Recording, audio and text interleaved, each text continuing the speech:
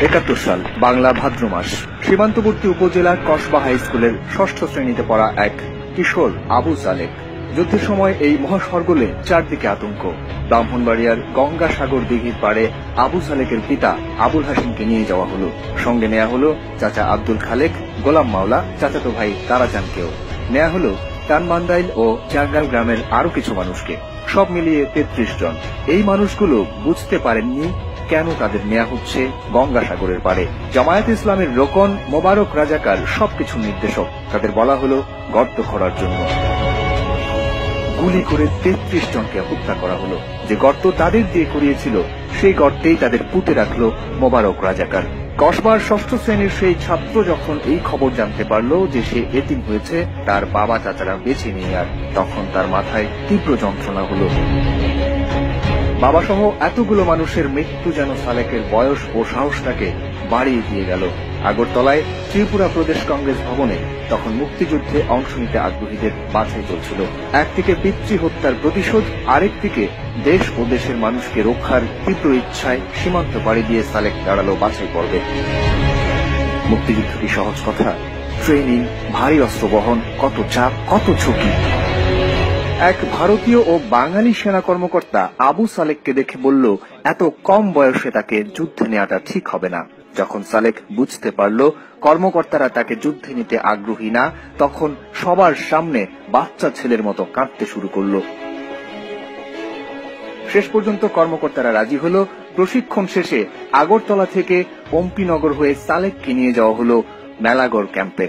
East Bengal রেজিমেন্টের 4 বেঙ্গলের একটি কোম্পানিতে তাকে অন্তর্ভুক্ত করা হয়। চলতে থাকে নিজেকে ঝালিয়ে নেয়া। বেশ কিছুদিন পর অস্ত্র হাতে কসবার মনিয়ন্দ গ্রামে প্রথম যুদ্ধে নামে সালেক।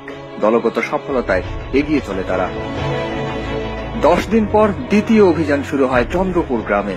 মধ্যরাতে তুমুল গোলাগুলি ও মর্টার অ্যাটাকে বাংকারে থাকা সালেক ও দলের সবাই পড়ল বেকায়দায়। মুক্তিযোদ্ধাদের জন্য বাংকার ত্যাগ করে পিছু হটা ছাড়া উপায় থাকল না। কিন্তু পিছু হটতে হলে কাউকে না কাউকে ব্যাকআপ দিতে হবে। দুঃসময়ে সবচেয়ে বড় ঝুঁকিটা নিল সর্বকনিষ্ঠ কিশোর মুক্তিযোদ্ধা আবু সালেক। ছোট্ট কাঁধে তুলে নিল পাহাড় সম দায়িত্ব ও ভারী অস্ত্র। ক্রমাগত গুলি করতে লাগলো পাকিস্তানি বাহিনীর ক্যাম্প লক্ষ্য করে। মুক্তিযোদ্ধারা সবাই নিরাপদে সরে গেল।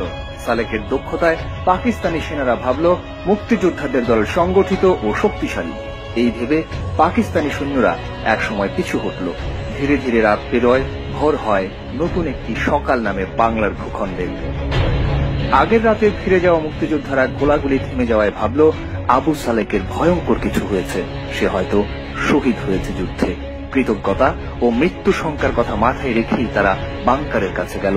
গিয়ে দেখল বাংকারে তখনও একা স্থির বসে আছেন আবু সালেক। রাজাকার বেঈমানদের বিরুদ্ধে লড়াই করে দেশকে বাঁচানোর প্রত্যয় ছিল বলেই তিনি পেরেছেন। 6ষ্ঠ শ্রেণীর ছাত্র তখন ভয়ে কুঁকড়ে যায়নি। এটাই মুক্তিযুদ্ধের শক্তি, যা একজন কিশোরকে তার দায়িত্বের কথা স্মরণ করিয়ে দেয়। একসময় যুদ্ধ শেষ হলো, দেশ স্বাধীন হলো, মোবারক রাজাকারও বেঁচে থাকলো। ঢোল পাল্টে শুরু করলো আওয়ামী লীগের রাজনীতি। আজকের দিনে যখন কিছু সুশীল পাকিস্তান প্রীতি দেখান, রাজাকারদের গাড়িতে পতাকা উড়ানোর সুযোগ করে দেন, তাদের জন্য ঘৃণা হয়। তারা কি করে বুঝবেন স্বজন হারানোর জ্বালা? তারা কখনোই বুঝবেন না কখন একটা 6ষ্ঠ শ্রেণীর কিশোরও বই খাতার চেয়ে অস্ত্র হাতে তুলে নেওয়াটাকে জরুরি ভাবেন। আবু সালেক যুদ্ধে অবদানের জন্য পেয়েছেন বীর প্রতীক খেতাব। খেতাবপ্রাপ্ত মুক্তিযোদ্ধাদের মধ্যে তার বয়সী সবচেয়ে কম বলে ধারণা মুক্তিযুদ্ধ বিষয়ক গবেষকদের। তবে এই বিষয়গুলো নিয়ে আবু সালেক খুব বেশি কিছু ভাবেন না। তার ভাবনা জুড়ে একটাই আশা, সকল যুদ্ধাপরাধীর ফাঁসি হবে। ইতিমধ্যে মোবারক হোসেনকে যুদ্ধাপরাধের দায়ে ফাঁসির দণ্ড দেওয়া হয়েছে।